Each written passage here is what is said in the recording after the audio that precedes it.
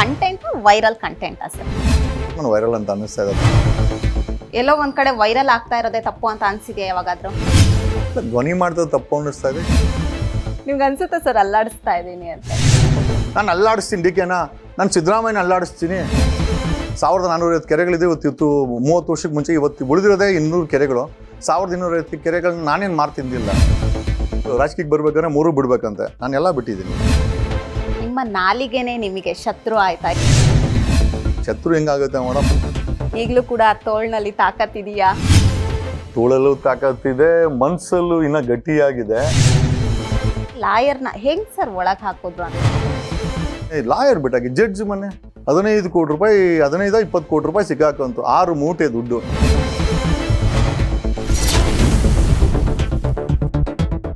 Hi hello ನಮಸ್ಕಾರ, ನೀವು ನೋಡ್ತಾ ಇದ್ರ ಸಾಮ್ರಾಟ್ ಟಿವಿ. ನಾನು ಐಶುಗೌಡ. ಇವತ್ತು ನಮ್ಮ ಜೊತೆ ಒಬ್ರು ವಿಶೇಷವಾದ ವ್ಯಕ್ತಿ ಇದ್ದಾರೆ.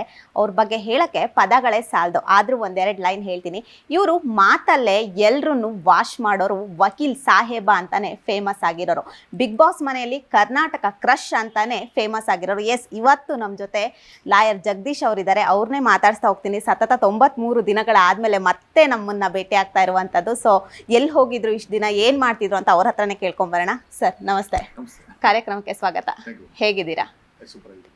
ಎಲ್ಲಿ ಹೋಗಿದ್ರಿ ಸರ್ ಈ 93 ದಿನಗಳು? ಏನಾಗಿತ್ತು, ಏನ್ ಕತೆ ಅನ್ನುವಂಥದ್ದು? ಇಲ್ಲ, ಒಂದು ಗಲಾಟೆ ಆಗಿತ್ತು. ಐ ಥಿಂಕ್ ಒಂದು 24th ಜಾನ್ ಒಂದು ಗಲಾಟೆ ಆಗುತ್ತೆ. ಸೊ ಆ ಗಲಾಟೆನಲ್ಲಿ ಒಂದಷ್ಟು ಜನ ಇಂಟಾಕ್ಸಿಕೇಟೆಡ್, ಮೋಸ್ಟ್ ಪ್ರಾಬ್ಲಿ ಗಾಂಜಾ ಹೊಡ್ಕೊಂಡು ಅಥವಾ ಆ ಥರ ಒಂದು ಕಂಡೀಷನ್ ಇರುವಂಥ ಒಂದಷ್ಟು ಹುಡುಗರು ಗಲಾಟೆ ಮಾಡ್ತಾರೆ. ಸೊ ಆ ಗಲಾಟೆನಲ್ಲಿ ಪೊಲೀಸವ್ರು ಬಂದು ನಮ್ಮನ್ನು ಅರೆಸ್ಟ್ ಮಾಡ್ತಾರೆ. 4 ಜನ ಇದ್ವಿ. ಅವ್ರನ್ನ ಹಾಗೆ ಬಿಟ್ಟು ಅವ್ರನ್ನ ಹಾಗೆ ಗಲಾಟೆ ಮಾಡಿದವ್ರನ್ನ ಹಾಗೆ ಬಿಟ್ಟು ನಮ್ಮನ್ನು ಅರೆಸ್ಟ್ ಮಾಡಿಕೊಂಡು ಕರ್ಕೊಂಡೋಗಿ ಜೈಲಿಗೆ ಬಿಡ್ತಾರೆ. ಸೊ ಯೂಶ್ವಲಿ ಇಂಥ ಕೇಸಲ್ಲಿ ಒಂದು 10-15 ಸಲ ಬೇಲ್ ಆಗಬೇಕು. But it took almost 3.5 months. So yeah. Okay sir, ನಾನು ಡೈರೆಕ್ಟಾಗಿ ಒಂದು ಕ್ವಶನ್ ಕೇಳ್ತೀನಿ. ನೀವು ಕಂಟೆಂಟ್ ವೈರಲ್ ಕಂಟೆಂಟಾ ಸರ್? ಅಲ್ಲ, ಏನು ಆ ಥರ ಏನಿಲ್ಲ. ಯಾರು ಮಾತಾಡ್ತಾ ಇಲ್ಲ ಅಂತ ನಾನು ವೈರಲ್ ಅಂತ ಅನ್ನಿಸ್ತಾ ಇದೆ. ಅದರ್ವೈಸ್ ಜನರು ಈ ವ್ಯವಸ್ಥೆಯ ವಿರುದ್ಧ ಅಥವಾ ಈ ವ್ಯವಸ್ಥೆಯಲ್ಲಿ ಇರುವಂಥ ಸತ್ಯವನ್ನು ಮಾತಾಡಿದ್ರೆ ಪಾಸಿಬಲ್ ನಮ್ಮಂಥವ್ರಿಗೆ ಏನು ಬೆಲೆ ಇರೋದಿಲ್ಲ. ಜನ ಮಾತಾಡ್ತಾ ಇಲ್ಲ, ನಾನು ಮಾತಾಡ್ತಾ ಇದ್ದೀನಿ, ಪಾಸಿಬಲ್ ಅದಕ್ಕೋಸ್ಕರ ಆ ರೀತಿ ವೈರಲ್ ಅನ್ನಿಸುತ್ತೆ. ಇದು ತಪ್ಪೇನಿಲ್ಲ, ಯಾಕಂದರೆ ಆ ಧ್ವನಿ ವೈರಲ್ ಆಯಿತು ಅಂತಂದರೆ ಸಮಾಜಕ್ಕೆ ಒಳ್ಳೇದು ಅಂತ ನನಗನ್ನಿಸ್ತಾ ಇದೆ. ಸೊ ಎಲ್ಲೋ ಒಂದ್ ಕಡೆ ವೈರಲ್ ಆಗ್ತಾ ಇರೋದೇ ತಪ್ಪು ಅಂತ ಅನ್ಸಿದೆಯಾ ಯಾವಾಗಾದ್ರೂ? ಧ್ವನಿ ಮಾಡ್ತದೆ ತಪ್ಪು ಅನ್ನಿಸ್ತಾ ಇದೆ, ಜನಗಳ ಪರವಾಗಿ ನಿಂತ್ಕೊಂತಾರೆ ತಪ್ಪು ಅಂತ ಎಲ್ಲ ಜನರಿಗೆ ಅನ್ನಿಸ್ತಾ ಇಲ್ಲ. ಒಂದು ಸೆಗ್ಮೆಂಟ್ ಆಫ್ ಪೊಲಿಟಿಷಿಯನ್ಸ್ಗೆ ಅದು ಥ್ರೆಟ್ ಆಗ್ತಾ ಇದೆ. ಯಾಕಂದ್ರೆ ಅವರು ಮಾಡ್ಕೊಂಡ್ಬರ್ತಾ ಇರೋಂಥ ವಂಶ ಪಾರಂಪರ ರಾಜಕೀಯ ಏನಿದೆ, ಅಥವಾ ಒಂದು ಸಂಘಟಿತ ವಂಶ ಪಾರಂಪರವಾದ ಕರ್ನಾಟಕದಲ್ಲಿ ಒಂದಷ್ಟು 60-70 ಕುಟುಂಬಗಳು ಸಂಘಟಿತವಾಗಿ ಏನು ಅಧಿಕಾರವನ್ನು ಇಟ್ಕೊಂಡು ಪರ್ಮನೆಂಟ್ ಇಟ್ಕೊಂಬರ್ತಾ ಇದ್ದಾರೆ, ಅಥವಾ ಯಾರೋ ಅವ್ರಿಗೆ ಬೇಕಾದ್ರೆ ಒಂದಷ್ಟು ಜನರನ್ನ ಅಂದರೆ ಲಿಮಿಟೆಡ್ ಕರ್ಕೊಂಬಂದು ಆ ಅಧಿಕಾರವನ್ನು ಇಟ್ಕೊಂಡು ಫಸ್ಟ್ MLA, ಆಮೇಲೆ ಮಿನಿಸ್ಟ್ರು, ಆಮೇಲೆ ಡೆಪ್ಯೂಟಿ CM ಆಗಿದ್ದ ತಕ್ಷಣ ಅವ್ನು CM ಆಗಲೇಬೇಕು. ಈ ರೀತಿ ಒಂದು ಮಾಫಿಯಾಗಳು ನಡ್ಸ್ಕೊಂಬರ್ತಾ ಇದ್ದಾರೆ. ಅಲ್ಟಿಮೇಟಿಗೆ ಅಧಿಕಾರ ನಾನು CM ಆಗೋದು ಅಥವಾ ನಾನು ಡೆಪ್ಯೂಟಿ CM ಆಗೋದು ಅಷ್ಟು ಇಂಪಾರ್ಟೆಂಟ್ ಆಗಿದೆ ಹೊರತು ಅಥವಾ MLA ಆಗಿರೋದೇ. ಜನಗಳ ಪರವಾಗಿ ಕೆಲಸ ಮಾಡುವಂಥ ಯಾವುದೇ ರಾಜಕೀಯ ಪಕ್ಷ, MLAಗಳು, ಮಿನಿಸ್ಟ್ರುಗಳು ಕಾಣಿಸ್ತಾನೆ ಸದ್ಯ ಪರಿಸ್ಥಿತಿನಲ್ಲಿ. ಸೊ ಇಂಥ ಪರಿಸ್ಥಿತಿನಲ್ಲಿ ಯಾರಾದರೂ ಪ್ರಶ್ನೆ ಮಾಡಲೇಬೇಕು. ಅಲ್ಟಿಮೇಟ್ ನಮ್ಗೆ ಕಾಣಿಸ್ತಾ ಇದೆ ಅಂದರೆ ಬೆಲೆ ಏರಿಕೆ. ದಿಢೀರನೇ ಬೆಳಗ್ಗೆ ಇದ್ದರೆ ಒಂದು 50 ರೂಪಾಯಿ ಗ್ಯಾಸ್ ಜಾಸ್ತಿ ಆಗ್ಬಿಡ್ತದೆ. ದಿಢೀರನೇ ಮಾನೇ ದಿವಸ ನೋಡಿದ್ರೆ ಮೆಟ್ರೋ ರೇಟ್ ಜಾಸ್ತಿ ಆಗ್ಬಿಡ್ತದೆ. ದಿಢೀರನೇ ನೋಡಿದಾಗ ಹಾಲಿನ ಬೆಲೆ ಬಡವ ಇವಾಗ, ಯಾಕಂದ್ರೆ ಹಾಲನ್ನು ಬರೀ ಶ್ರೀಮಂತರು ಮತ್ತು ದುಡ್ಡಿರೋರು ಕುಡಿಯೋಲ್ಲ, ಬಡವರು ಮಕ್ಕಳಿಗೋಸ್ಕರ ಹಾಲನ್ನು ಕೊಂಡ್ತಾರೆ. ಇವರು ಬೆಲೆ ಏರಿಕೆ ಯಾಕೆ ಮಾಡಿದೆ ಅಂತ ಕೇಳಿದ್ರೆ ರೈತರನ್ನ ತೋರಿಸ್ತಾರೆ. ಸೊ ಎಲ್ಲ ರೀತಿಯ ಬೆಲೆಗಳನ್ನು ಏರಿಕೆ ಮಾಡ್ಕೊಂಡ್ಬಂದು ಕರೆಂಟನ್ನು ಬೆಲೆ ಜಾಸ್ತಿ ಮಾಡಿದ್ದಾರೆ. ನೀರಿಗೆ 1 ಪೈಸಾ ಅಂತ ಹೇಳ್ತಾರೆ.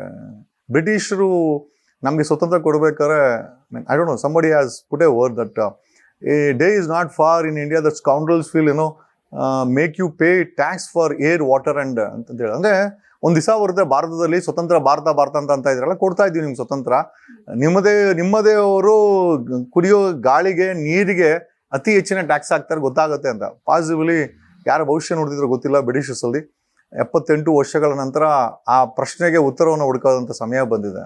ಬೆಲೆ ಏರಿಕೆನೇ ಎಲ್ಲದಕ್ಕೂ ಉತ್ತರ ಅಂತ ಅನ್ಕೊಂಡ್ಬಿಟ್ಟಿದ್ದಾರೆ. ಕರ್ನಾಟಕದ 6 ಕೋಟಿ ನಾಗರಿಕರು ಏನಿದ್ದಾರೆ, ಸರ್ಕಾರಗಳಿಗೆ ATM ಕಾರ್ಡ್ ಥರ ಯಾವ ಬೇಕಾದ್ರೆ ಉಜ್ಗ, ಅವ್ರನ್ನ ಟೋಲ್ ಗೇಟಲ್ಲಿ ಉಜ್ಗ, ಹಾಲಿಗೂ ಉಜ್ಗೋ, ಗ್ಯಾಸಿಗೂ ಉಜ್ಗೋ, ಏನು ಬೇಕಾದ್ರೆ ರೇಟ್ ಜಾಸ್ತಿ ಮಾಡು, ಅವ್ರಿಗೆ ಸುಳ್ಳು ಹೇಳು, ಅವ್ರಿಗೆ ಟೋಪಿ ಹಾಕು, ಅವ್ರನ್ನೇ ಕರ್ಕೊಂಬಂದು ಭಾಷಣ ಮಾಡು, ಕೇಳಿಲ್ಲ ಅಂದ್ರೆ ಆವಾಜ್ ಹಾಕು, ಸಿದ್ದರಾಮಯ್ಯ ಮನೆ ಮಾಡ್ದಾಗೆ. ಓಕೆ ಸರ್, ಇವಾಗ ನೀವ್ ಹೇಳಿದ್ರಿ ಈಗಿರುವಂತ CM ಅವರು ಏನು ಬೆಲೆ ಏರಿಕೆ ಎಲ್ಲ ಜಾಸ್ತಿ ಮಾಡ್ತಾ ಇದ್ರೆ, ಬಟ್ ನೀವು ಕೂಡ CM ಸ್ಥಾನಕ್ಕೆ ಬರ್ಬೇಕು ಅಂತ ಇದ್ರೆ, ಸೊ ನೀವು ಬಂದ್ರೆ ಯಾವ ತರ ಇರುತ್ತೆ ಅನ್ನುವಂಥದ್ದು. ಮೇಡಮ್, ಬೆಲೆ ಏರಿಕೆ ಮಾಡೋದಾದ್ರೆ CM ಆಗ್ಬೇಕಾಗಿಲ್ಲ ಮೇಡಮ್, ಮಾಫಿಯಾನೂ ಮಾಡ್ಬೋದು ಕೂತ್ಕೊಂಡು, ಇಂಡೈರೆಕ್ಟಾಗಿ ಕೂತ್ಕೊಂಡು ಈ ಕಾರ್ಪೊರೇಟ್ಸು ಮಾಫಿಯಾಗಳು CMಗಳನ್ನ ಮಿನಿಸ್ಟರ್ಗಳನ್ನ ಮಾಡಿ ಹಿಂದೆ ಕೂತ್ಕೊಂಡು ದಂಧೆ ನಡೆಸ್ತಾರೆ. ಸೊ ಅಂಥವ್ರು ಕೂಡ ಬೆಲೆ ಏರಿಕೆ ಮಾಡ್ಬೋದು. ಇವ್ರು ಹೇಳಿದ್ದೇನು, BJP ಅನ್ನೋ ಒಂದು ಪಕ್ಷ ಅಥವಾ BJP ಆಡಳಿತದಲ್ಲಿ ದುರಾಡಳಿತ ನಡೀತಾ ಇದೆ, ಭ್ರಷ್ಟಾಚಾರ ನಡೀತಾ ಇದೆ, ಅಲ್ಲಿರೋರೆಲ್ಲ ಕ್ರಿಮಿನಲ್ಸ್ಗಳು, ಕಾಮಕರು, ಅದು ಇದು ಒಂದು ನಾವು ಬಂದು ಸ್ಪಷ್ಟವಾದಂಥ ಒಂದು. ಸೊ 78 ವರ್ಷ ಮಾಡಿದ್ರೆಲ್ಲ ಕಾಂಗ್ರೆಸ್ ಅವರು ಈಗ ಮಾಡ್ತಾರೆ, ಸಿದ್ದರಾಮಯ್ಯ ಮಾಡ್ತಾನೆ, DK ಶಿವಕುಮಾರ್ ಮಾಡ್ತಾನೆ ಅಂತ ಹೇಳಿ ಕೊಟ್ಟಿದ್ದು. ಇವ್ರು ಬಂದ ತಕ್ಷಣ ಒಂದಷ್ಟು ಸ್ಕೀಮ್ ಗೀಮ್ ಅಂತ ಬರೀ ಮಾರ್ಕೆಟಿಂಗ್ ಮಾಡ್ಕೊಂಡ್ರೆ ಹೊರತು ಇವತ್ತು ಎಲ್ಲ ಬೆಲೆನ ಏರಿಸಿಟ್ಟಿದ್ದಾರೆ. ಸೊ ಕೇಳಕ್ ಹೋಯ್ತು ಅಂತಂದ್ರೆ ಇವರು ರಾಜ್ಯ ಸರ್ಕಾರದವರು ಕೇಂದ್ರ ಸರ್ಕಾರದ ಮೇಲೆ ಪ್ರತಿಭಟನೆ ಮಾಡಿ ಅಂತಾರೆ, ಇವ್ರು BJP ಅವ್ರು ನೋಡಿದ್ರೆ ರಾಜ್ಯ ಸರ್ಕಾರ ಮೇಲೆ ಮಾಡಿ ಅಂತಾರೆ. ಇಬ್ರು ಸೇರ್ಕೊಂಡು ಜನಗಳಿಗೆ ಎಲ್ಲ ಒಂದ್ ಕಡೆ ದಿಕ್ಕನ್ನ ತಪ್ಪಿಸ್ತಾ ಇದ್ದಾರೆ ಅಂತ ಅನ್ಸುತ್ತೆ. ಸೊ ನಾನು ನಮ್ಮಂಥವ್ರು ರಾಜಕೀಯಕ್ಕೆ ಅವಶ್ಯಕತೆ ಇಲ್ಲ, ಬಟ್ ಆದ್ರೂ ಇವತ್ತಿನ ಪರಿಸ್ಥಿತಿನಲ್ಲಿ ಇವ್ರು ಮಾಡ್ತಾರ ನೋಡಿದ್ರೆ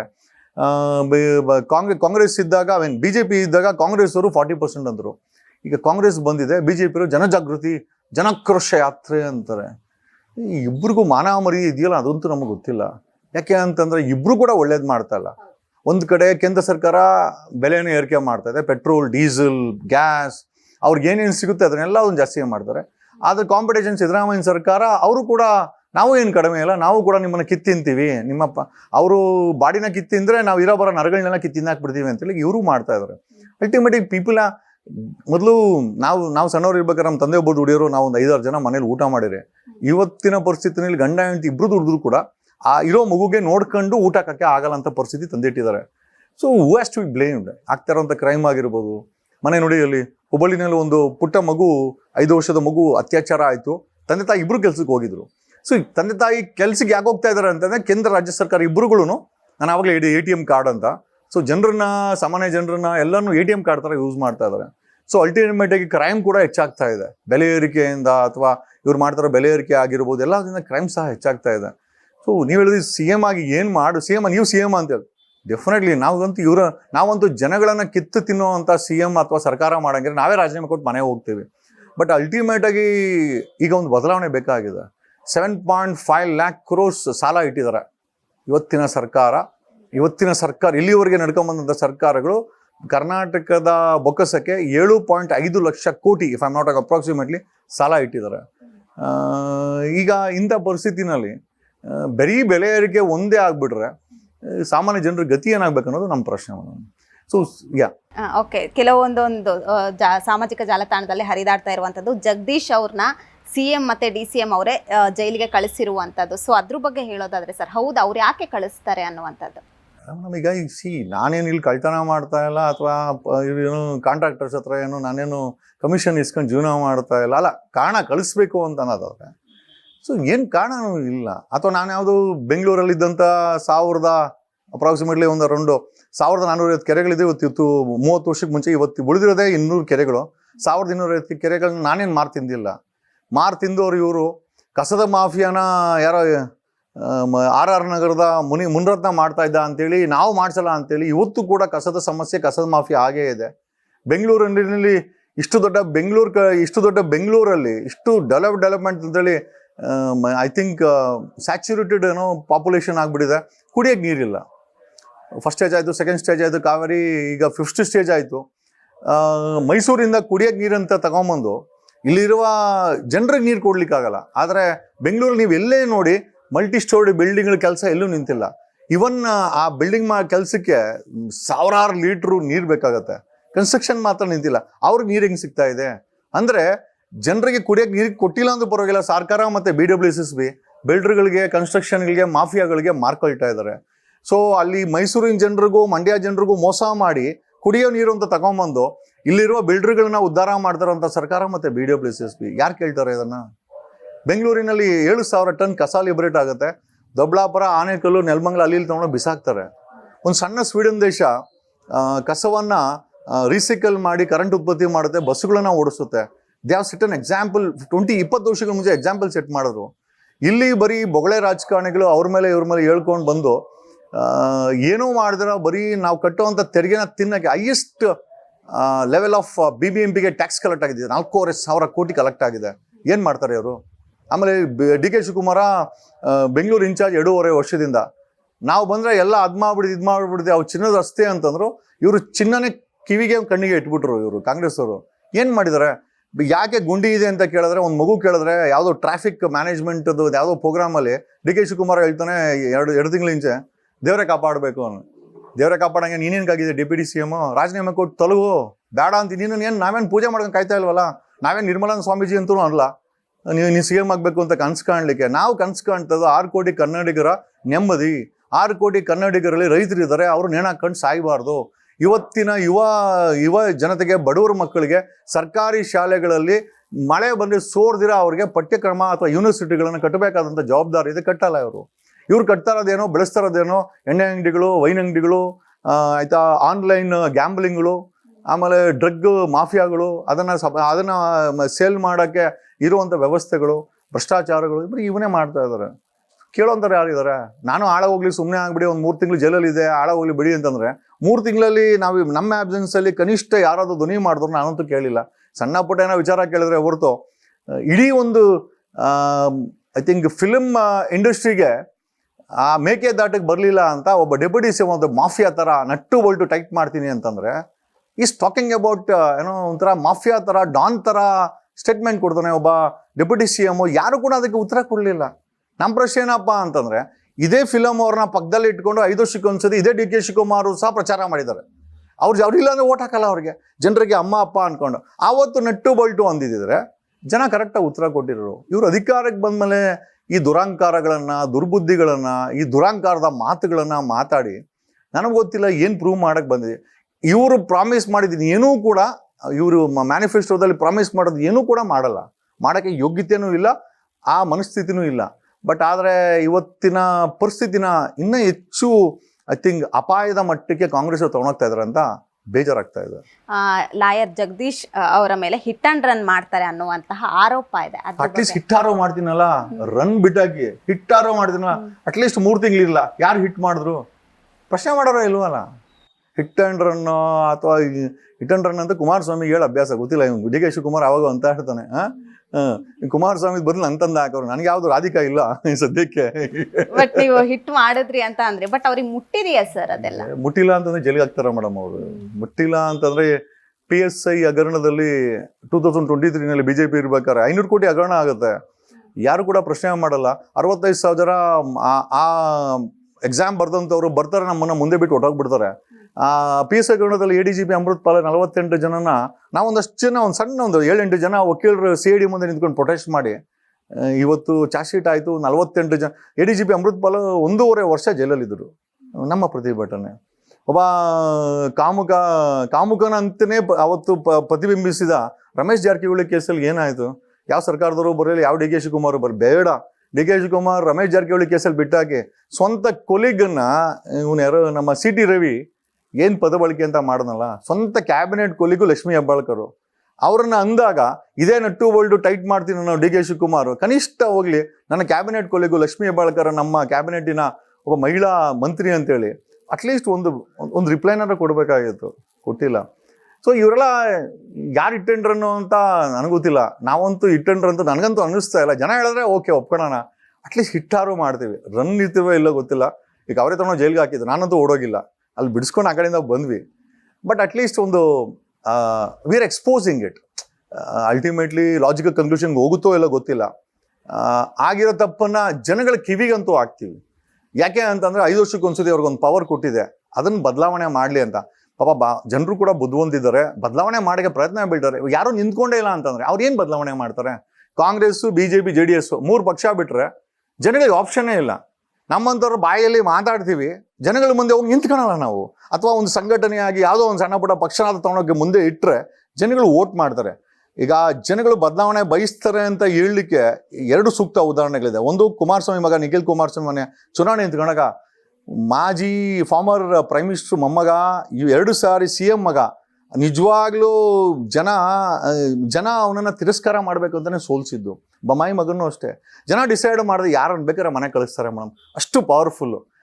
ಜನಗಳು ಇಂಥ ಪುಡಾರಿ ರಾಜಕಾರಣಿಗಳ ಕೈಯಲ್ಲಿ ನಟ್ಟು ಬಲ್ಟು ಅಂತ ಹೇಳ್ಕೊಳ್ಳೋ ಅಂತ ಅವಶ್ಯಕತೆ ಅಂತೂ ಇಲ್ಲ. ಯಾಕಂದ್ರೆ ಅವ್ರ ಸ್ವಂತ ಟ್ಯಾಕ್ಸನ್ನು ಸರ್ಕಾರ ಕಟ್ತಾರೆ, ಅವ್ರ ಓಟನ್ನ ಇಂಥ ನಾಲಾಯಕ ರಾಜಕಾರಣಿಗಳು ಕೊಡ್ತಾರೆ. ಹಾಗಾಗಿ ಜನಗಳು ಅಸಹಾಯಕರಲ್ಲ. ಪಾಸಿಟಿವ್ಲಿ ಅವರ ಪವರ್ ಏನೋ ಅಂತಾನೆ ಒನ್ಸ್ ಇನ್ 5 years ಆ ಪವರ್ ಇದೆಯಲ್ಲ, ಅದನ್ನು ಎಕ್ಸಿಕ್ಯೂಟ್ ಮಾಡ್ಬೇಕಂದ್ರೆ ಒಳ್ಳೆ ವ್ಯಕ್ತಿಗಳು ಬರಬೇಕು. ಸೊ ಹಾಗಾಗಿ ನಮ್ದೊಂದು ಐ ಥಿಂಕ್ ಅದೊಂದು ದೂರದ ಕನಸು. ನೋಡೋಣ. ಲಾಯರ್ ಜಗದೀಶ್ ಅವರು ಮಾತಾಡೋದೆಲ್ಲದು ಪ್ರಚಾರಕ್ಕಾಗಿನೇ. ಯಾಕೆ ಆಗಬಾರ್ದು? ಒಬ್ಬ ಟೀ ಮಾರುವಂಥ ಗುಜರಾತಲ್ಲಿ ಹುಡ್ದಂಥ ಒಬ್ಬ ಟೀ ವೆಂಡರ್ ಅಂತ ಹೇಳ್ಬೋದು. ಆತ ಬಂದ್ಬಿಟ್ಟು ದೇಶದ ಪ್ರಧಾನಿ ಆಗ್ಬೋದು, ಮನ್ ಕಿ ಬಾತ್ ಹೇಳ್ಬೋದು, ಪುಂಗಾಣಿಗಳೆಲ್ಲ ಪುಂಗ್ಬೋದು. ನಾವು ನಿಜ ಹೇಳಿದ್ರೆ ಅದು ಪ್ರಚಾರ ಆಗಬೇಕು ಮೇಡಮ್. ಪ್ರಚಾರ ಯಾಕಂದ್ರೆ ವಿಚಾರ ಆಯಿತು ಅಂದರೆ ಪ್ರಚಾರ ಆದರೆ ತಪ್ಪೇನಿಲ್ಲ. ಆಗಲಿ ಬಿಡಿ. ಏನೀಗ ಭಾಷಣ ಕೇಳಬೇಕು ಬಲವಂತವಾಗಿ ಅಂತ ಹೇಳೋಕ್ಕೆ ನಾನು ಸಿದ್ದರಾಮಯ್ಯನಂತೂ ಅಲ್ಲ. ಅಕಸ್ಮಾತ್ ಯಾರೋ ಒಂದು ಹೆಣ್ಮಕ್ಳು ಪ್ರತಿಭಟನೆ ಮಾಡಿದ್ರೆ ಭಾಷಣ ನಿಲ್ಲಿಸಿ ಅಟ್ಲೀಸ್ಟು ಕ್ಷಮಾಪಣೆ ಕೇಳಿ ಅಟ್ಲೀಸ್ಟ್ ಅದು ವಿವರಣೆ ಯಾರು ಮಾಡಬೇಕಾಯ್ತು. ನಾನು ಯಾರನ್ನೂ ಬಲವಂತ ಮಾಡೋದಿಲ್ಲ. ಅಫ್ಕೋರ್ಸ್ ಅದರಿಂದ ಪ್ರಚಾರ ಅಂತಂದರೆ ವೈ ನಾಟ್, ಆಗಲಿ ಬಿಡಿ. ಮುಂದಿನ ಮುಖ್ಯಮಂತ್ರಿ ಆಗಂಗಿದ್ರೆ ಪ್ರಚಾರನೂ ಆಗಲಿ. ಇದರಲ್ಲೇ ಎಲ್ಲದು ಮುಗಿಲಿ ಅಂತ. Why not madam, why not. ಈಗ ಅಟ್ಲೀಸ್ಟ್ ನನ್ನನ್ನು ನೋಡಿ ಒಂದಷ್ಟು ಜನ ಯುವತಿಯರು ಕಂಟೆಸ್ಟ್ ಮಾಡಲಿಕ್ಕೆ ಬಿಗೆ ಹೋಗ್ತಾರೆ, ಡಾಕ್ಟರ್ ಆಗ್ತಾರೆ, IAS IPS ಆಗ್ತಾರೆ. Why not MLA, why not a minister? Lakshmi ಹೆಬ್ಬಾಳ್ಕರ್ಗಿಂತ ಇನ್ನೂ ಚೆನ್ನಾಗಿರುವಂಥ ಯುವತಿಯರು ಇದ್ದಾರೆ. Why not? DK ಶಿವಕುಮಾರ್ಗಿಂತ ಪ್ರತಿಭಾವಂತ ವ್ಯಕ್ತಿಗಳು ರಾಜಕೀಯದಲ್ಲಿದ್ದಾರೆ. ಅವ್ರಿಗೆ ಅವಕಾಶ ಕೊಡೋಣ. ಅಟ್ಲೀಸ್ಟ್ ನಾನು CM ಮಿನಿಸ್ಟ್ರು ಮುಂದೆ ಅಂತ ಏನಕ್ಕೆ ಹೇಳ್ತೀನಿ ಅಂತ ಅಟ್ಲೀಸ್ಟ್ ಒಂದು ಜನ ಬರಲಿ. ಹಂಗಾದ್ರೂ ಒಂದಷ್ಟು ಆ ಒಂದು ಪ್ರೆಷರ್ ಕ್ರಿಯೇಟ್ ಆಗಲಿ, ಇವ್ರುಗಳಿಗೆ ಭಯ ಬರಲಿ ಅನ್ನೋದು ನಮ್ಮ ಉದ್ದೇಶವನ್ನು. ಲಾಯರ್ ಜಗದೀಶ್ ಅವರು ಲಾಯರೇ ಅಲ್ಲ ಅನ್ನೋ ವಿವಾದ ಮುಗಿಯೋದು ಯಾವಾಗ? ಬೇಡ ಮೇಡಮ್. ಈಗ ಲಾಯರ್ ಅಲ್ಲ, ಮನುಷ್ಯನೇ ಅಲ್ಲ, ಅದೆಲ್ಲ ಯಾರು ಬೇಕಾದ್ರೆ ಏನು ಬೇಕಾದ್ರೆ ಅನ್ಕೊಳ್ಳಿ. ಪದೇ ನಾನು ಅದಕ್ಕೆ ಕ್ಲಾರಿಟಿ ಕೊಡ್ತೂ ಹೋಗಲ್ಲ. ಅದರಿಂದ ನನಗೇನು ಅವಶ್ಯಕತೆನೇ ಅಲ್ಲ. ಓಕೆ, ನನ್ನ ಲಾಯರ್ ಲೈಸೆನ್ಸ್ ನಾನು ಜೋಬಲ್ಲಿ ಹಾಕೊಂಡು ಕತ್ತಿ ತಲಾಕೋಣ ಅಂತ ಅವಶ್ಯಕತೆ ಇಲ್ಲ. ಅದನ್ನು ಪದೇ ಹೇಳೋಂಥ ಅವಶ್ಯಕತೆ ಇಲ್ಲ. ಓಕೆ ಫೈನ್, ಆಯಿತು. ಲಾಯರ್ ಡಿಗ್ರಿನೇನೋ ಕಾಸು ಕೊಟ್ಟು ಕೊಂಡ್ಕೊಬೋದು. ನಾಲೆಜ್ ನೀನು DK ಶಿವಕುಮಾರ್ ಮನೆಯಿಂದ ತಗೊಳಕ್ಕಾಗ್ತದ? ಸಿದ್ದರಾಮಯ್ಯ ಮನೆಯಿಂದ ತರೋಕ್ಕಾಗತ್ತಾ? ಈ ಜೈಲಿಂದ ತೊಗೊಂಬೋತೀರಾ? KRS ಜಾಮೀನು ತೊಗೊಂಬೋತೀರಾ ಕೊಂಡ್ಕೊಂಡು? 1.5 ಲಕ್ಷ ಲಾಯರ್ಸ್ ಇದ್ದಾರೆ. ಕರ್ನಾಟಕದ 6 ಕೋಟಿ ಜನರ ಪರವಾಗಿ ಮಾತಾಡೋ ಒಬ್ಬ ಲಾಯರ್ ತೋರಿಸಿನ ಹೋಗಿ. ಹಾಗಾಗಿ ಹೇಳೋದು ಆರೋಪಗಳು ಅದೇನೇ ಹೇಳ್ತಾರಲ್ಲ, ಏನೂ ಮಾಡೋಕ್ಕಾಗ್ದರು ಕೊನೆಗೆ ಮಾಡೋದನ್ನೇ ಅಪಪ್ರಚಾರ. ಅದನ್ನು ನಮ್ಮ ಕೇಸಲ್ಲೂ ಮಾಡ್ತಾ ಇದ್ದಾರೆ. ಮುಂಚೆ ಸ್ವಲ್ಪ ಡಿಕ್ ಅನ್ನೋದು ಈ ಥರ ಎಲ್ಲ ಪ್ರಶ್ನೆ ಕೇಳಿದಾಗ ನನಗೆ ಈಗ ಏನೂ ಅನ್ಸಲ್ಲ. ಯಾಕಂದ್ರೆ ರಾಜಕೀಯಕ್ಕೆ ಬಂದ್ಬಿಟ್ಟಿದ್ದೀವಿ. ಯಾರೋ ಹೇಳಿದ್ರು ರಾಜಕೀಯಕ್ಕೆ ಬರ್ಬೇಕಂದ್ರೆ 3 ಬಿಡ್ಬೇಕಂತೆ. ನಾನು ಎಲ್ಲ ಬಿಟ್ಟಿದ್ದೀನಿ. ಎಲ್ಲ ಬಿಟ್ಟು ನಾನೀಗ ಫೈನ್ ಆಯಿತು, ಲಾಯರೇ ಅಲ್ಲ. ಏನಪ್ಪ ಈಗ ರಾಜಕೀಯಕ್ಕಂತೂ ಬರ್ತೀವಿ. ಹೆಬ್ಬೆಟ್ಟು ಹಾಕೋನು, ರೇಪಿಸ್ಟು, ಗೂಂಡ, ಡಕಾಯತ್ ಒಬ್ಬ ಡಕಾಯತ್ ರಾಜಕೀಯಕ್ಕೆ ಬರ್ಬೋದು. 47 ಕೇಸ್ಗಳವ. ನಾಗೇಂದ್ರ ಅವ್ನು ಕ್ಯಾಬಿನೆಟ್ ಮಿನಿಸ್ಟರ್ ಆಗ್ಬೋದು, ಬಳ್ಳಾರಿಯಿಂದ ಬಂದು. ನಾವ್ಯಾಕೆ ಆಗ್ಬಾರ್ದು? ಓಕೆ, ಲಾಯರೇ ಅಲ್ಲಮ್ಮ, ಆಯಿತು ಬೇಡ, ನಾನು ಓದೇ ಇಲ್ಲ ಅಂತ ಅನ್ಕೊಂಬಿಡೋಣ. ಬಟ್ ನನ್ನ ತಾಕತ್ತಿದೆ, ನಾನು ಬರ್ತೀನಿ, ನಾನು ಅಲ್ಲಾಡಿಸ್ತೀನಿ DKನ, ನಾನು ಸಿದ್ದರಾಮಯ್ಯನ ಅಲ್ಲಾಡಿಸ್ತೀನಿ. ನಿಮ್ಗೆ ಅನ್ಸುತ್ತೆ ಸರ್ ಅಲ್ಲಾಡಿಸ್ತಾ ಇದ್ದೀನಿ ಅಂತ? ಮೇಡಮ್, ಅಲ್ಲಾಡಿಸ್ತಾ ಇದ್ದೀನಿ ಅಲ್ಲ. ಕೊನೆಯ ಪಕ್ಷ ನಟ್ಟು ಬೊಲ್ಟು ಅಂತ DK ಶಿವಕುಮಾರ್ ಹೇಳಿದ ಮೇಲೆ ಕರ್ನಾಟಕದ ಒಬ್ಬ ನಾಗರಿಕ, ಒಬ್ಬ ಪೊಲೀಸ್ ಆಫೀಸರ್, ಒಬ್ಬ ನಾಗರಿಕ, ಒಬ್ಬ ಹೆಣ್ಣು ಮಗಳು ಯಾರಾದರೂ ಇದಕ್ಕೆ ಉತ್ತರ ಕೊಡ್ಬೇಕಾಯ್ತು, ಅಥವಾ ಇಂಡಸ್ಟ್ರಿಯಲ್ಲಿ ಯಾರಾದರೂ ಉತ್ತರ ಕೊಡ್ಬೇಕಾಗಿತ್ತಲ್ಲ. ಜೈಲಿಂದ ವಾಪಸ್ ಬಂದು ನಾನು ಕೇಳಿದ್ದೆ 1 ತಿಂಗಳು ಮುಂಚೆ. ಈಗ ನಾನು ಉತ್ತರ ಕೊಡ್ತಾ ಇದ್ದೀನಿ DK ಶಿವಕುಮಾರನಿಗೆ. ಯಾಕೆ ಅಂತಂದ್ರೆ, ಈ ನೀವುಗಳು 5 ವರ್ಷಕ್ಕೊಂದ್ಸತಿ ಹೋಗಿ ಜನಗಳ ಹತ್ರ ಭಿಕ್ಷೆ ಬೇಡ್ಕೊಂಬಂದು ಅಧಿಕಾರ ಕೂತ್ಕೊಂಡು ನಟ್ಟು ಬೊಲ್ಟೆಟ್ ಮಾಡಿ ಯಾರು ಇದನ್ನ ಮಾಫಿಯಾನ? ನೀನು ಸದಾಶಿವದಲ್ಲಿ ಕೂತ್ಕೊಂಡು ಏನು ಗುಂಡಗಿರಿ ಮಾಡ್ತಾ ಇದೀಯಾ?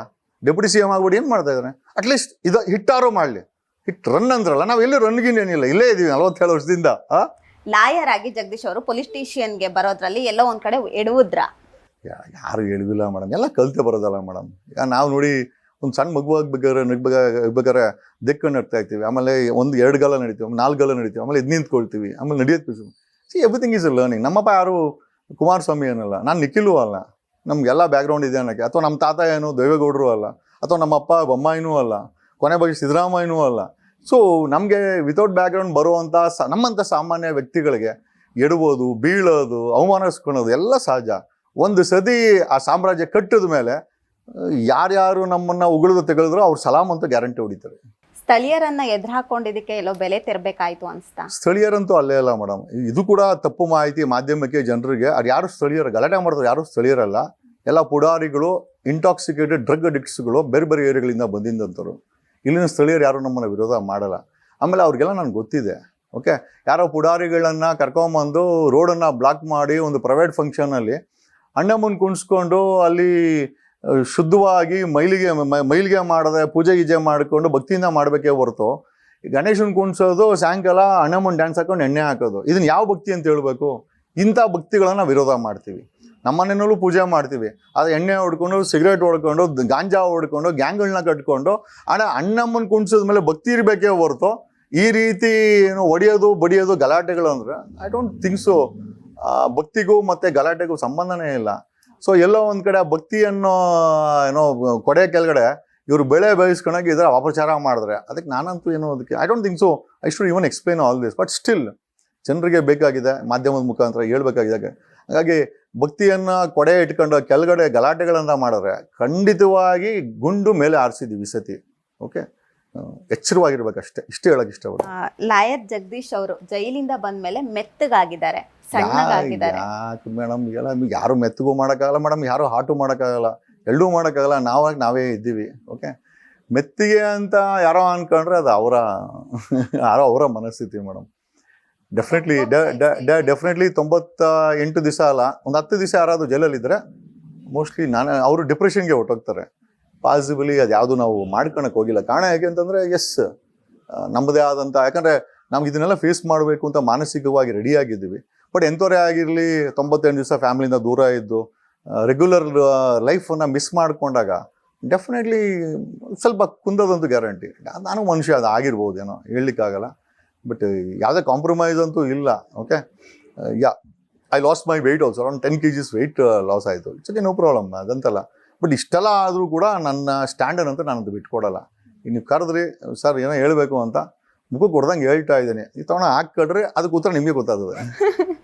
ಓಕೆ ಸರ್, ಇವಾಗ ನೀವು ಬಿಗ್ ಬಾಸ್ಗೆ ಹೋಗಿದ್ರಿ, ಅಲ್ಲೂ ಕೂಡ ಹೋಗಿ 1 ವೀಕ್ ಆದ್ಮೇಲೆ ಜೈಲ್ಗೆ ಹೋಗಿದ್ರಿ, ಇಲ್ಲೂ ಕೂಡ ಇವಾಗ ಜೈಲ್ಗೆ ಹೋಗಿ ಬಂದ್ರಿ. ಸೊ ಎರಡಕ್ಕೂ ವ್ಯತ್ಯಾಸ ಹೇಗಿತ್ತು ಸರ್? ಮೇಡಮ್, ಇದು ಜೈಲ್ ಅನ್ನೋದು ಫಸ್ಟ್ ಆಫ್ ಆಲ್ ಜೈಲ್ ಅನ್ನೋದು ಏನು ಅಂತಂದ್ರೆ ದಟ್ಸ್ ಆ ಜೈಲಲ್ಲಿ ಬೇಕಾದ್ರೆ ನೀವು ಕೆಡಬಹುದು ಅಥವಾ ನೀವು ದೊಡ್ಡ ಮಟ್ಟಕ್ಕೆ ಬೆಳೀಬೋದು. ಸ್ವತಂತ್ರ ಪೂರ್ವದಲ್ಲಿ ನಮ್ಮ ಸ್ವತಂತ್ರ ಹೋರಾಟಗಾರರು ಜೈಲಲ್ಲೇ ಆ ಕನಸನ್ನ ಕಂಡು Nehru the first prime minister of India also was in jail. ನಾನು ಕೇಳಿದ ಪ್ರಕಾರ 11 ವರ್ಷ ಜೈಲಲ್ಲಿ ಇದ್ರು ಅಂತಾರೆ. ಸೊ ಒಬ್ಬ ಜೈಲಲ್ಲಿದ್ದ ವ್ಯಕ್ತಿ ನಮ್ಮ ದೇಶದ ಪ್ರಧಾನಮಂತ್ರಿ ಆಗಲಿಲ್ವಾ? 28 ವರ್ಷ ಜೈಲಲ್ಲಿದ್ದಂಥ ನೆಲ್ಸನ್ ಮಂಡೇಲ ಆಫ್ರಿಕಾದ ಸಾಯೋವರೆಗೂ ಆ ದೇಶಕ್ಕೆ ರಾಷ್ಟ್ರಪತಿ ಆಗಿದ್ದಂಥವ್ರು. ಮತ್ತು ಧಾರ್ಮಿಕವಾಗಿ ಹೇಳಬೇಕು ಅಂದರೆ ಕೃಷ್ಣ ಜೈಲಲ್ಲಿ ಹುಟ್ಟನು ಅಂತಾರೆ. ಅದೆಲ್ಲ ಬಿಟ್ಟಾಗಿ ಜೈಲ್ಗೆ ಹೋಗಿ ಬಂದಮೇಲೆ ಡೆಪ್ಯೂಟಿ CM ಆಗಿಲ್ವಾ ನಮ್ಮ DK ಶಿವಕುಮಾರ್? ಅವ್ರಿಗಿಂತ ಎಕ್ಸಾಂಪಲ್ ಬೇಕಾ? ಹಂಗಾಗಿ ಜೈಲ್ ಅನ್ನೋದನ್ನು ನೀವು ಹಾಳಾಗೋದಕ್ಕೆ ಬಳಸ್ಬೋದು, ನಿಮ್ಮನ್ನ ಐ ಥಿಂಕ್ ದೊಡ್ಡ ಮಟ್ಟಕ್ಕೆ ಬೆಳೆಸ್ಕೊಳಕ್ಕೂ ಬಳಸ್ಕೊಳ್ಬೋದು ಅಂತ. ಸೊ ನನಗೆ ಇನ್ಫ್ಯಾಕ್ಟ್ ಆ 3 ತಿಂಗಳು ಸಮಯವನ್ನು ನನ್ನ ಈ CM ಅನ್ನೋ ಅಥವಾ ಪದಕ್ಕೋ ಅಥವಾ 2028ಕ್ಕೆ ನಾ ಕಾಣುವ ಕರ್ನಾಟಕ ಅನ್ನೋ ಒಂದು ಕನಸಿಗೆ ಬ್ಲೂ ಪ್ರಿಂಟ್ ಆಗ್ತಾ ಕೂತ್ಕೊಂಡಿದ್ದೆ. ನಾನೇನು ಟೈಮ್ ವೇಸ್ಟ್ ಮಾಡೋಕ್ಕೆ ಹೋಗಲಿಲ್ಲ. ಸೊ ಹಂಗಾಗಿ ಜೈಲನ್ನ ಸದುಪಯೋಗ ಪಡಿಸ್ಕೊಂಡಿದ್ದೀನಿ. ನನಗೊಂದು ಬ್ರೇಕ್ ಬೇಕಾಗಿತ್ತು. So in the form of jail. Thank you. Okay, ಅಲ್ಲಿಂದ ಏನಾದರೂ ಕಲ್ತ್ಕೊಂಡ್ರೆ ಸರ್? ಹೊಸ ಆಲೋಚನೆ ಏನಾದರೂ ಬಂದಿದೆಯಾ? ಡೆಫಿನೆಟ್ ಆಗಿ ಮ್ಯಾಮ್. ಸ್ವಲ್ಪ ಹುಡುಗಾಟ ಇತ್ತು ರಾಜಕೀಯ ಅಂತ ಬಂದಾಗ. ಇರ್ಲಿ ಬಿಡು, ಆ ಥರ ಒಂಥರ ಹುಡುಗಾಟ, ಇರ್ಲಿ ಬಿಡು ಅಂತ ಅದೇ ಹೇಳಿದಾಗ ರಾಜಕೀಯ ಅಂದರೆ ಯಾರೋ ಅವ್ರು ಒಳ್ಳೆಯವ್ರು ಬರಲಿ ಅಂತ ಆಯಿತು. ಬಟ್ ನಾನು ಜೈಲಲ್ಲಿ ಇದ್ದಾಗ ನಾನು ಅಂದ್ಕೊಂಡೆ ಯಾರೋ ಬಗ್ಗೆ ಕನ್ಸು ಕಾಣೋದು ಬದಲು ಸಿದ್ದರಾಮಯ್ಯ ಮಾಡ್ತಾರೆ ಅಂತ ಕನ್ಸು ಕಾಣೋದು ಬದಲು ನೀನೇ ಆಗು. ಏನು ಡಿಫ್ರೆನ್ಸ್ ಏನಿದೆ? ಯಾವುದೋ ಕಾಡಿನ ಬಂದಂಥ ಸಿದ್ದರಾಮಯ್ಯ 2 ಬಾರಿ CM ಆಗೋದಾದರೆ ಇದೇ ಬೆಂಗಳೂರಲ್ಲಿ ಹುಟ್ಟಿ ಅವ್ರಿಗಿಂತ ನಾಲೆಜಿಬಲ್, ಅವ್ರಿಗಿಂತ ರೀಚಬಲ್ ಎಲ್ಲ ಇದ್ದೀವಿ. ಏನು ಕಡಿಮೆ ಇದೆ? ನಾವು ಯಾಕೆ ಆಗಬಾರ್ದು? ಯಾರೋ ಸಿದ್ದರಾಮಯ್ಯನ ಕನ್ಸು ಕಾಣೋ ಬದಲು ಯಾವನೋ DK ಶಿವಕುಮಾರ್ ಕನ್ಸು ಕಾಣೋ ಬದಲು ನಮ್ಮಂಥವ್ರು ಆಗೋಣ. ಆಮೇಲೆ ಒಂದು ಸಂಘಟಿತವಾದಂಥ ರಾಜಕೀಯ 2028ಕ್ಕೆ ಕಾಣೋಣ ಅಂತ ಅದೊಂದು ಸ್ಟ್ರಾಂಗ್ ಆಗಿ ಕೂತಿದೆ. ಸರ್, ಈಗ ಹೊರಗಿನ ವೈರಿಗಳಿಗಿಂತ ನಿಮ್ಮ ನಾಲಿಗೆನೇ ನಿಮಗೆ ಶತ್ರು ಆಯ್ತಾ? ಇದ್ರು ಒಪ್ಕೋತೀರಾ? ಏನು ಮೇಡಮ್, ಶತ್ರು ಹೆಂಗಾಗುತ್ತೆ ಮೇಡಮ್? DK ಶಿವಕುಮಾರ್ ಮೇಲೆ 50% ಆರೋಪ ಇದೆ. ಅದನ್ನು ಹೇಳಿದ್ರೆ ಹೆಂಗ್ ಮೇಡಮ್ ಶತ್ರು ಆಗ್ಬಿಡ್ತದೆ? ಯಾರ ಕೈಲಿ ಹೇಳೋಕ್ಕಾಗ್ತಾ ನಾವು ಹೇಳ್ತಾ ಇದ್ದೀವಿ, ನಾವು ಕೇಳ್ತೀವಿ. ಆಮೇಲೆ ಅದನ್ನು ಈ ಸ್ವತಂತ್ರವನ್ನು ಯಾರೋ ಕೊಡಬೇಕಾಗಲ್ಲ. ನಮ್ಮ ದೇಶದ ಸಂವಿಧಾನ ನಮ್ಗೆ ಕೊಡಿದೆ, to the people, for the people, by the people ಅಂತ. ಅಲ್ಲಿ by the DK Shivakumar, to the DK Shivakumar, for the DK Shivakumar ಅಂತ ಎಲ್ಲೂ ಬರ್ದಿಲ್ಲ. ಹಂಗಾಗಿ ಅದನ್ನು ಸದ್ಬಳಕೆ ಮಾಡ್ತಾ ಇದ್ದೀವಿ. ಅದನ್ನು ನನಗೆ ಗೊತ್ತಿಲ್ಲ, ಜನ ಹೇಳೋದೇನಂದ್ರೆ ಮಾತಾಡಿ ಅಂತ. ಇನ್ಫ್ಯಾಕ್ಟ್ ಕಳೆದ 10 ಡೇಸಲ್ಲಿ if I am not wrong ಒಂದು 70-80 ಇಂಟ್ರ್ಯೂ ಕೊಟ್ಟಿದ್ದೀನಿ. ಜೈಲಿಂದ ಬಂದಮೇಲೆ ಇಷ್ಟು ಇಂಟ್ರ್ಯೂಗಳನ್ನು ಯಾರನ್ನ ಕೊಟ್ಟಿದ್ರೆ ಅದು they call me, they ask me. In fact ಬೆಳಿಗ್ಗೆ ಬಂದವರು ಅದರಲ್ಲಿ ಒಬ್ಬರು ಹೇಳ್ತಾ ಇದ್ರು, sir they got lot of calls from public ಅಂತೆ, ಜಗದೀಶ್ ಅವ್ರನ್ನ ಇಂಟ್ರ್ಯೂ ಮಾಡಿ ಅಂತ. So on demand in fact that is what ಜನರಿಗೆ ನನ್ನ ಮಾತನ್ನು ಕೇಳಬೇಕು, ಯಾಕೆ ಕೇಳಿಸ್ಬೇಕು ಅನ್ಸಿದೆ.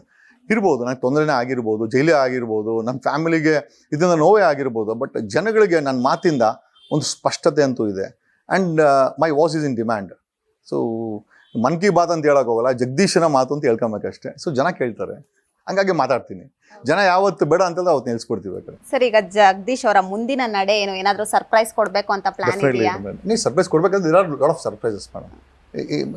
ವೆರಿ ಶಾರ್ಟ್ಲಿ ಡೆಫಿನೆಟ್ಲಿ ಇಲ್ಲ. ಈ ರಾಜಕೀಯವಾಗಿ ಒಂದು ಸಾಲಿಡ್ ಎಕ್ಸ್ಪೋಜರ್ ಆಗುತ್ತೆ ನನ್ನ ಬಗ್ಗೆ. We will expose it. So ಒಂದಷ್ಟು ರಹಸ್ಯಗಳು, ಒಂದಷ್ಟು ಸರ್ಪ್ರೈಸ್ಗಳು ಇಟ್ಸ್ ಇನ್ ದ ಲೈನ್ ತೋರಿಸ್ತೀವಿ madam. It will happen.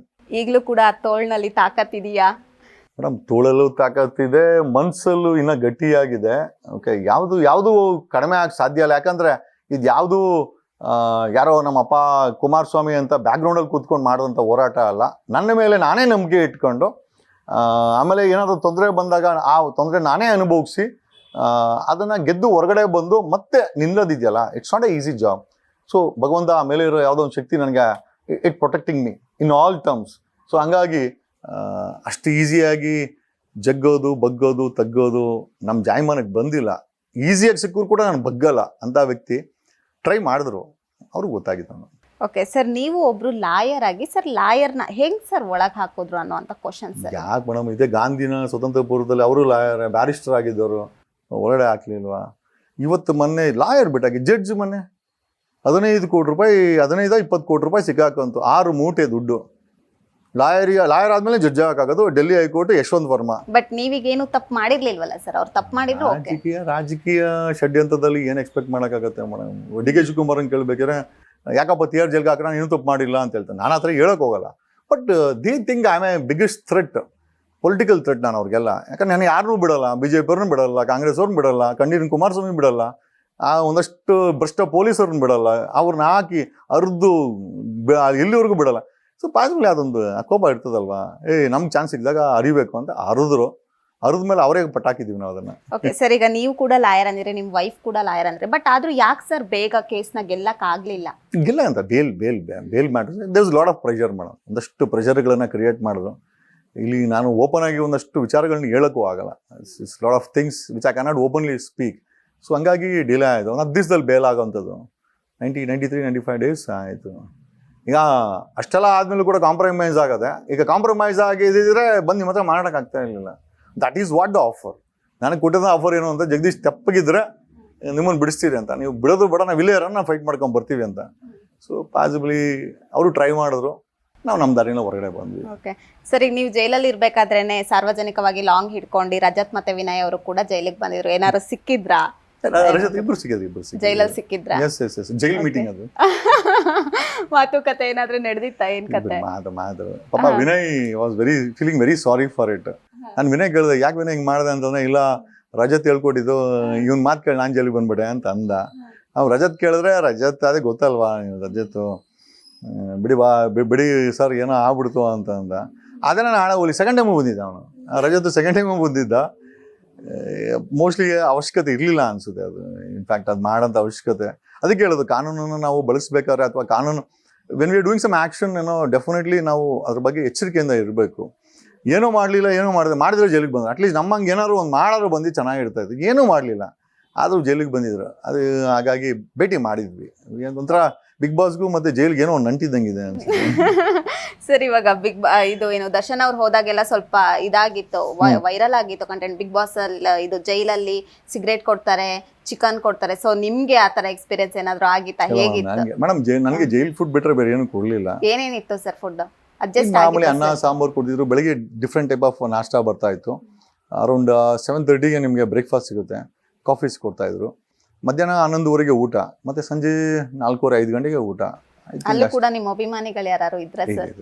In fact ನಾನು ವಾಕಿಂಗ್ ಮಾಡಿದ್ರೆ ಹಂಸ ಅಂತ ಕರೀತಾರೆ. ನಾನು ಎಲ್ಲಪ್ಪ ಹಂಸ ಇಲ್ಲಿ ಬಂದ ಅಂತಂದ್ರೆ, ಆಮೇಲೆ ನೋಡಿದ್ರೆ ಐ ಥಿಂಕ್ ಬಿಗ್ ಬಾಸ್ ವಿಚಾರವಾಗಿ ಒಂದಷ್ಟು ಫ್ಯಾನ್ಸ್ಗಳು ಅವ್ರು ಇವರು ಕರಿತಿದ್ರು. ಸೊ ಅಭಿಮಾನಿಗಳೆಲ್ಲ ಕಡೆ ಇದ್ದಾರೆ ಮೇಡಮ್. ಇನ್ಫ್ಯಾಕ್ಟ್ ಜೈಲಲ್ಲಿ ಕೆಲಸ ಮಾಡೋಂಥ ಎಷ್ಟೋ ಜೈಲರ್ಸ್ ಅವ್ರು ಇವರೆಲ್ಲ they are fan of me. But ಕರ್ತವ್ಯ, ನಾವಲ್ಲಿ ಆವಾಗ ವಿಚಾರಣೆ ದಿನ ಕೈದಿ ಆಗಿದ್ವಿ, ಅವರು ಇದರಿಂದ ಅಫಿಷಿಯಲ್ ಪೋಸ್ಟು. ಸೊ ಆ ಲಿಮಿಟೇಷನ್ನ ಬ್ಯಾಲೆನ್ಸ್ ಮಾಡಿಕೊಂಡು ನಮ್ಗೆ ಎಷ್ಟು ಅವಕಾಶ ಕೊಡಬೇಕಾಯ್ತು. ಸೊ ನಾನು ಆ ಥರ ಒಳಗಡೆ ಹೋಗ್ಬಿಟ್ಟು ಒಂದು 15-20 ಜನ ಸಸ್ಪೆಂಡ್ ಮಾಡಿಸಿ ದಮ್ ಮಾಡಿಕೊಂಡು ರೌಡಿಗಳು ಸಂಘಾಸ ಮಾಡಿದರೆ ಮಾಡಬಾರ್ದು, ನನ್ನಿಂದ ಏನು ತೊಂದರೆ ಆಗಬಾರ್ದು ಅಂತೇಳಿ ಎಷ್ಟು ಚೌಕಟ್ಟಲ್ಲಿ ಇರಬೇಕೋ ಅಷ್ಟು ಚೌಕಟ್ಟಲ್ಲಿ ಇದ್ದು ಯಾರಿಗೂ ತೊಂದರೆ ಆಗಬಾರ್ದು, ಅದ್ರ ಸಮ ನನಗೂ ಏನು ತೊಂದರೆ ಆಗಬಾರ್ದು ಅಂತೇಳಿ ಒಂದು ಸಿಸ್ಟಮ್ಯಾಟಿಕ್ ವೇನಲ್ಲಿ ಹೊರಗಡೆ ಹೋಗಿ ಸಿಸ್ಟಮ್ಯಾಟಿಕ್ ವೇನಲ್ಲಿ ಹೊರಗಡೆ ಬಂದಿದ್ದು ಮೇಡಮ್.